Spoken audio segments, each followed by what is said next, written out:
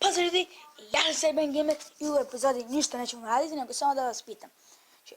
Pošto u prvoj epizodi su mi napisali da radim pitanje i odgovore, ako neki žele, neka ostave like na ovom klipu i napišite pitanja ako želite. Znači, ko želi neka napiše pitanje, da vam ja odgovorim. Znači, zaboravim sve tebe da kažem. Znači, napišite, what the fuck up. Tako, znači napišite pitanja i odgovore, napišite pitanje, samo ako želite. I ja ću u sljedećoj epizodi da radim pitanja i odgovore. Znači, ostavite like.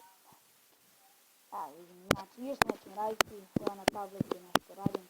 To sam mislio da uradim sad dok sam u selu, pošto nemam internet, nemam nijedno izvuku iz igram. Dobro. I to je to što sam htio da vam kažem i to je bilo to što se tiče epizode. Vidimo se u sljedećoj. Bye!